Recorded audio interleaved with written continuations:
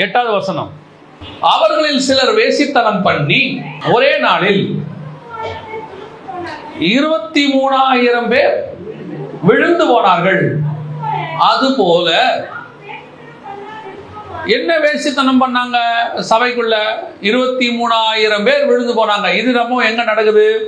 என்னாகமத்தின் புஸ்தகம் 25ஆம் அதிகாரம் 1வது வசனம் வாசி.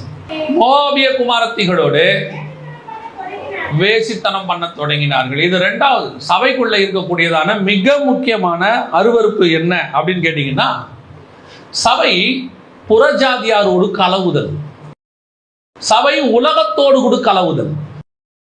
சபை என்பது என்ன அப்படின்னு கேட்டீங்கன்னா, இது உலகத்திலிருந்து வேறு பிரிக்கப்பட்ட கூட்டம். நான் சொல்றது கட்டடத்தை அல்ல, உங்களை எண்ணி கர்த்தர் இந்த உலகத்திலிருந்து பரலோகத்துக்காக வேறு பிரிச்சிருக்கிறார்.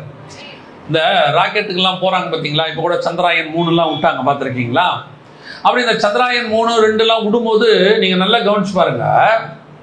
அப்படி போகிற ஜனங்க இருக்காங்களா, அது உள்ள இருக்கிறவங்க, அவங்க நீங்க நினைக்கிற மாதிரி நைட்டு வீட்டில் சாப்பிட்டு காலங்காத்தால எனக்கு ராக்கெட் போகுது, நான் காலையில் போறமான மனைவி பிள்ளைகள்லாம் டாட்டா காட்டிட்டுலாம் போக மாட்டாங்க. அவங்க அதுக்கு முன்னாடியே 6 மாசத்துக்கு முன்னாடியிலிருந்து அவர்கள் என்ன ஆயிடுவாங்க, தனியா பிரிச்சுடுவாங்க. வேறு பிரிச்சு அவங்களுக்கு தனியே பிராக்டிஸ் இருக்கும். அதுக்கெல்லாம் எத்தனையோ வருஷம் பிராக்டிஸ். எதுக்குன்னா, இங்கிருந்து அங்க போனா புவியீர்ப்பு சக்தி இருக்காது, இங்கிருந்து அங்கே போனால் இந்த ஆக்சிஜன் அங்கே கிடைக்காது. அதுக்கேற்ற மாதிரி பாடி நீங்கள் அப்படியே மிதந்துட்டு இருக்கிற மாதிரியே இருக்கும். அதுக்கெல்லாம் உங்கள் உடம்பை அவங்க ரெடி பண்ணுவாங்க. எல்லாத்தையும் ரெடி பண்ணி அங்கே இருக்கக்கூடிய அந்த அட்மாஸ்பியரில், அதாவது நீங்கள் அந்த ஸ்பேஸில் இருக்கக்கூடிய நிலைக்கு நீங்கள் வாழ்வதற்கு உங்களை இங்கே என்ன பண்ணுவாங்க, அதை உங்கள் குடும்பத்தை விட்டு வேறு பிரித்து உங்களுக்கு அதுக்கேற்ற சாப்பாடு, அங்கே இருக்கிற சாப்பாடே வேற, அவங்களோட சாப்பாடு மெத்தட் வேற, அங்கே இருக்கக்கூடியதான எல்லா விஷயமும் வேற.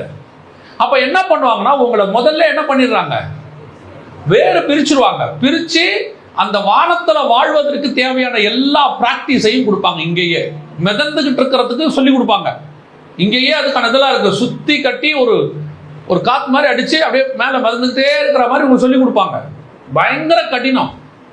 அவ்வளோ பிராக்டிஸ் எடுத்தாதான் 6 மாசமோ 1 வருஷமோ நீங்கள் போய் என்ன பண்ண முடியும், அங்கே இருக்க முடியும். அதே விட மேலானது, நீங்களும் நானும் பரலோகத்துல ஆவியிலே தேவனோடு கூட நித்தியமாய் வாழப்போகிறோம். அந்த வாழ்க்கை வாழ்வதற்கு கர்த்தர் உங்களை செலக்ட் பண்ணியிருக்கிறாரு. அதுவே முக்கியம். ஃபர்ஸ்ட் எல்லாரையும் வானத்துக்கு போறதுக்கு செலக்ட் பண்ண மாட்டாங்க, ஸ்பேஸுக்கு போறதுக்கு. அதுக்குன்னு படிப்பு இருக்குது, அதுக்குன்னு செலக்ஷன் இருக்குது, அதுக்குன்னு சில கிரைட்டீரியா இருக்குது. அவங்கள தான் கூட்டு போவாங்க. அதே மாதிரி பரலோகம் நம்மளை செலக்ட் பண்ணிருக்குது பரலோகத்துக்கு போறதுக்கு. தேவன் எவர்களை முன்னறிந்தாரோ அவர்களை அழைத்திருக்கிறார்.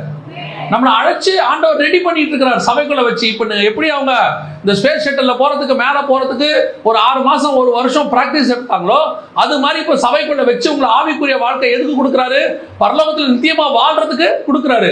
அப்படி இருக்கிற காலத்தில் உங்களுக்கும் உலகத்துக்கும் என்ன இருக்கக்கூடாது,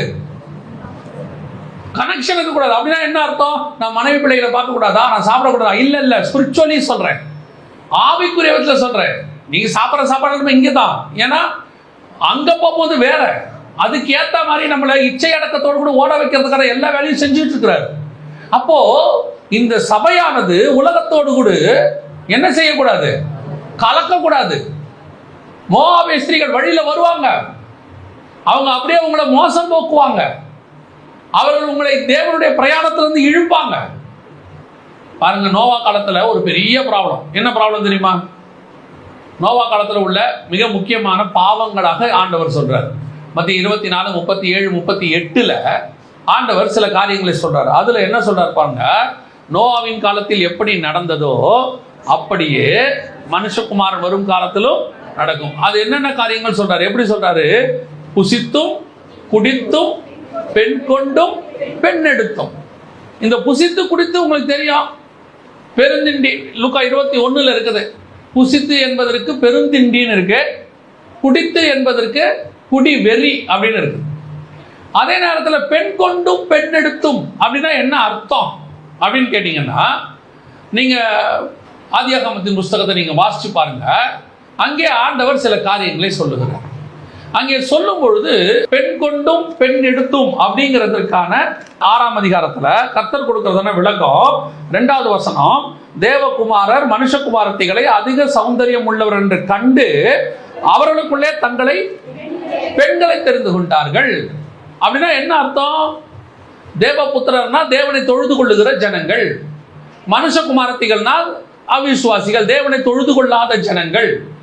விசுவாசிக்கும் அவிசுவாசிக்கும் நடுவுல என்ன பண்ணக்கூடாது? கலக்கக்கூடாது, பெண் கொள்ளக்கூடாது. இன்னைக்கு சபை எந்த நிலையில போயிட்டு இருக்குது?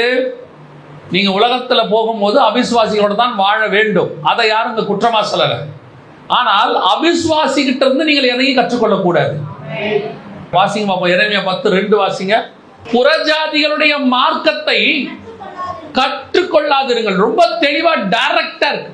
அவனுடைய வழியை, மார்க்கம்னா வழி, புறஜாதிகளுடைய வழியை என்ன செய்யாதீங்க? கத்துக்கொள்ளாதீங்க. அவன் உலகத்துல முன்னேறதுக்கு என்ன பண்றானோ அதைத்தான் நானும் பண்ணணும். உலகத்துல அவன் வாழ்றதுக்கு என்ன பண்றானோ அதான் நானும் பண்ணணும்.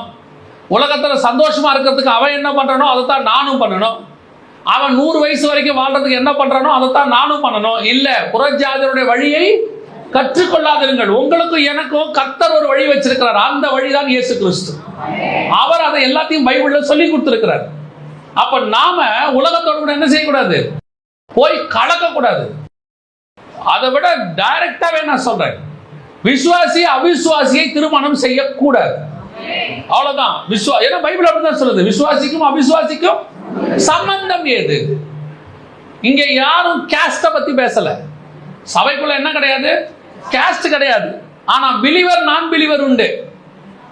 தேவனை அறிந்தவர்களுக்கும் தேவனை அறியாதவர்களுக்கும் வித்தியாசம் உண்டு. பாவம் மன்னிக்கப்பட்டவனுக்கும் பாவம் மன்னிக்கப்படாதவனுக்கும் வித்தியாசம் உண்டு.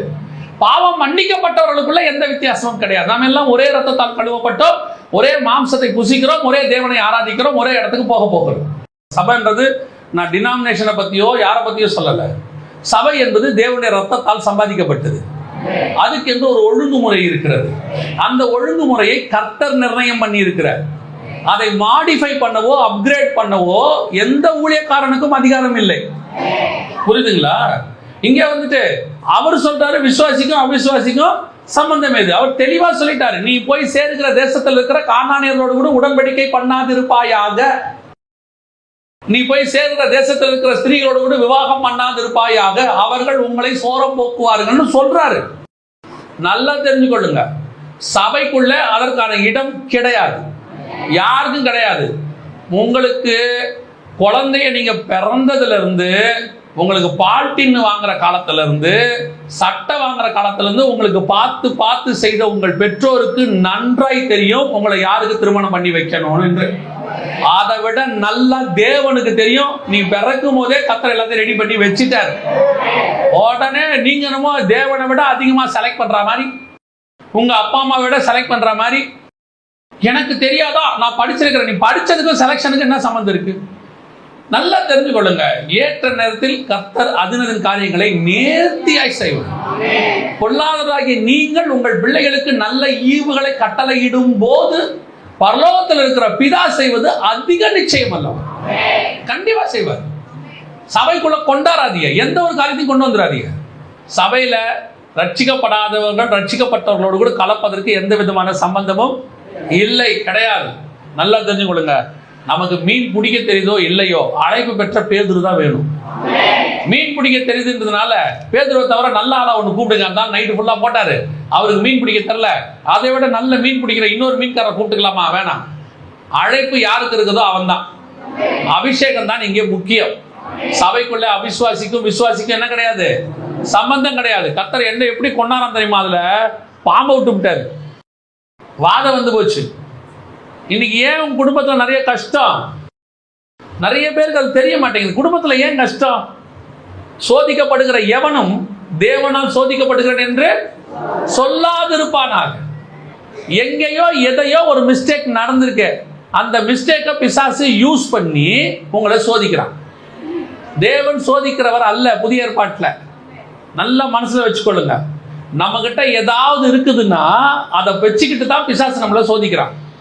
நீங்க அதுக்கு இடம் கொடுக்காதீங்க.